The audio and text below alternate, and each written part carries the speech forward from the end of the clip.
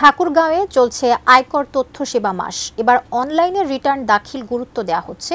বিস্তারিত জানাতে পৌর শহরের উপকর কমিশনার কার্যালয়ের সামনে থেকে আমাদের সঙ্গে যুক্ত হচ্ছেন সহকর্মী M A Samad. Samad, budget লক্ষ্যমাত্রা এবার কেমন রাখা হয়েছে ঠাকুরগাঁওয়ে, পাশাপাশি একটু গ্রাহক সন্তুষ্টির বিষয়েও জানতে চাইব।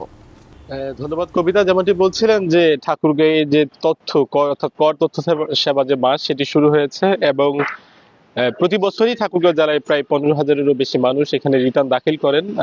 এবছরও তাই। তবে গত বছর যে পরিমাণ মানুষ সরাসরি এসে এখানে জমা দিয়েছিলেন তার হার কিছুটা কমেছে। এই কমবার পিছনে কারণ হচ্ছে যে এবছরে ই রিটার্ন যে দাখিল যারা রয়েছে, যারা করদাতা রয়েছে, তারা কিন্তু ই রিটার্ন দাখিলের যে গুরুত্ব সেই গুরুত্বটি তারা দিয়েছেন। আমরা বেশ সকালবেলা এখানে এসেছি, অর্থাৎ 9টার দিক থেকে আমরা এখানে এসেছি। 9টার পরেই দেখছি যে বিভিন্ন সময়ে এখানে যারা করদাতা রয়েছেন তারা কিন্তু কর যেহেতু দুভাবে দেওয়া যায়, একটি যেভাবে ব্যক্তি পর্যায়ে দেওয়া যায়, আরেকটি হচ্ছে কোম্পানি পর্যায়ে দেওয়া যায়। যারা ব্যক্তি পর্যায়ে এসেছেন তারা এখানে তাদের যে কর যে সরাসরি সেটি জমা দিচ্ছেন এবং যে প্রাপ্তি স্বীকারপত্র সেটি তারা নিচ্ছেন। অন্যদিকে যারা ই রিটার্ন, যেটিকে এবার জেলা কর অফিস যেটিকে সবচেয়ে বেশি গুরুত্ব দিচ্ছে, সেটি হচ্ছে ই রিটার্ন দাখিল। অর্থাৎ অনলাইনে ঘুরে বেশে যারা রয়েছেন তারা কিন্তু এখানে যে ওয়েবসাইট রয়েছে সেই ওয়েবসাইট ভিজিট করলেই এবং ভিজিট করার পরপরই তারা ই রিটার্নটা দাখিল করতে পারবেন। অন্যদিকে প্রতি বছরই তো প্রায় এখানে কয়েক হাজার মানুষ এই ই রিটার্ন দাখিল বা রিটার্ন বা আয়কর জমা দিয়ে থাকেন।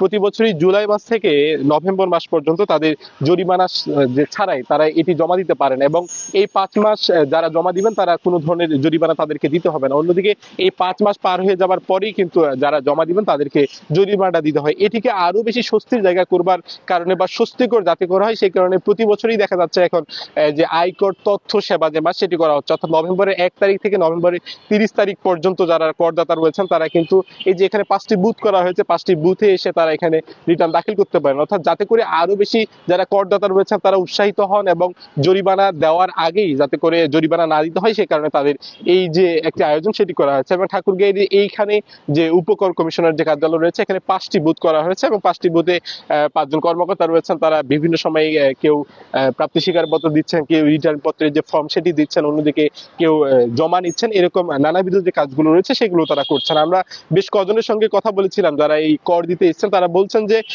গতবারে তো তারা অনেকে জমা দিয়েছেন সরাসরি, অনেকে এখানে এসেছেন, তবে অনেকজনে বলছেন যে তারা অনলাইনে দেওয়ার চেয়ে সরাসরি দিতে স্বাচ্ছন্দ্য বোধ করেন। আবার অনেকজনে বলছেন যে গতবারে তারা অনলাইনে দিয়েছেন, এবারে তাদের কিছু আরো কাজ ছিল সেই কাজটি করবার কারণে তারা এখানে সরাসরি জমা দিতে এসেছেন। সব মিলিয়ে যদি বলা যায় যে এই যে করদাতা যারা রয়েছেন তাদের আয় এবং সম্পদের এবং তাদের যে আয়ের যে হিসাব যারা জমা দেন এবং তাদের টিআইএন রেজিস্ট্রেশন রয়েছে তাদেরকে কিন্তু এই কর অর্থাৎ রিটার্ন দাখিল করতে হয়। এবং তারা বলছেন যে যেহেতু তথ্য প্রযুক্তির যুগে এবারও যারা কর কমিশনের যারা কর্মকর্তা রয়েছেন তারাও যেহেতু ই রিটার্ন দাখিলকে সবচেয়ে বেশি গুরুত্ব দিচ্ছে, আগামী দিনে তারা ঘরে বসেই কোনো ধরনের ভোগান্তি ছাড়াই এই রিটার্ন যে দাখিল সেটি তারা করতে পারবেন।